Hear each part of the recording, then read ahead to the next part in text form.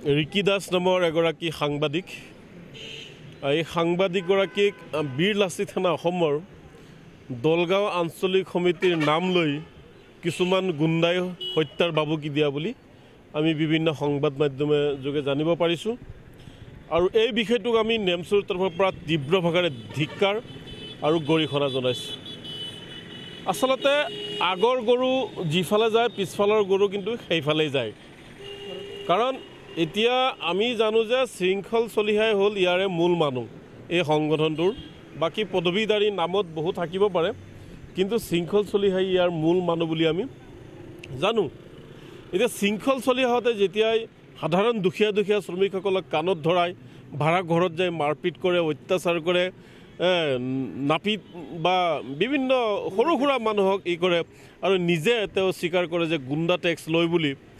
আৰু সেই পিছফালৰ গৰু এওঁলোক, মানে আগফালৰ গৰু যোনফালে যায় পিছফালৰ গৰু সেই একেই হয়। তে শৃংখল চলিহতে যিটো লাইনত গৈছে, তেওঁলোকে যিটো শিকাইছে সেইটোৱে শিকিছে আঞ্চলিক সমিতিবোৰে। যিসকলে সংবাদ মাধ্যমৰ সন্মান কৰিব নাজানে, গণতন্ত্ৰৰ চতুৰ্থ স্তম্ভক যিসকলে সন্মান কৰিব নাজানে, সেইসকল কেনেকৈ সংগঠন কৰিব? গুণ্ডামি কৰিব লাগিব, ঠগবাজ কৰিব লাগিব, দালালি কৰিব লাগিব, বেইমানি কৰিব লাগিব। অন্যথা তেওঁলোকে কেনেকৈ সামাজিক সংগঠন কৰিব?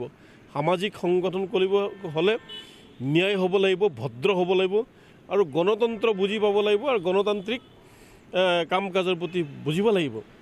গতিকে তেওঁলোকে ইয়াৰ সীমা চেৰাই গৈছে, গণতন্ত্ৰৰ সীমা চেৰাই গৈ এতিয়া এগৰাকী লোকক হত্যা কৰা কথা কৈছে। হত্যা কোনে কৰে? আজি আমি দেখিছোঁ বিভিন্ন ঠাইত তালিবানে হত্যা কৰে, উগ্ৰপন্থীয়ে হত্যা কৰা আমি বিভিন্ন সংবাদ মাধ্যমত যে দেখা পাওঁ। গতিকে তেওঁলোকতো একেই পৰ্যায়ত হৈ গৈছে। মানুহক হত্যা কৰাৰ কথা মানুহে কয় নেকি? তেওঁলোক মানুহ নহয়, দানৱ হ'ব লাগিব।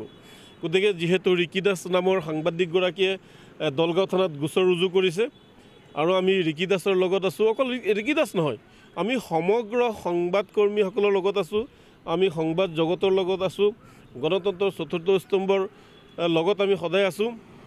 আমি দেখিছোঁ যেতিয়া সংবাদকৰ্মীসকলে তেওঁলোকৰ দায়িত্ব নিষ্ঠা সহকাৰে পালন কৰিবলৈ যায়, ৰাইজৰ অভাৱ অভিযোগসমূহ যেতিয়া পালন কৰিবলৈ যায়, তেতিয়া একাংশ দুষ্ট চক্ৰই সেইসমূহ পালন কৰাত বাধা দিয়ে।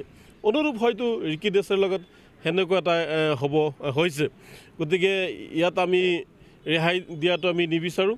আৰক্ষীয়ে তদন্ত কৰি দোষীক শাস্তি দিবই লাগিব। আমি গণতন্ত্ৰৰ কণ্ঠ আমি বন্ধ কৰিব নোৱাৰোঁ, সাংবাদিকৰ কেমেৰা আৰু কলম আমি বন্ধ কৰিব নোৱাৰোঁ, আৰু কোনোবা দাদাগিৰি কৰি যদি কেমেৰা আৰু কলম বন্ধ কৰি দিয়ে সেয়া কেতিয়াও মানি লোৱা নহ'ব। আৰু আৰক্ষীয়েও এই ক্ষেত্ৰত বিহিত ব্যৱস্থা ল'ব লাগে। অন্যথা বিভিন্ন দল সংগঠনে হয়তো দলগাঁও চক্ৰ বিষয়াৰ কাৰ্যালয়ত অৱস্থান ধৰ্মঘট কাৰ্যসূচী ল'ব, ধৰ্ণা কাৰ্যসূচী ল'ব।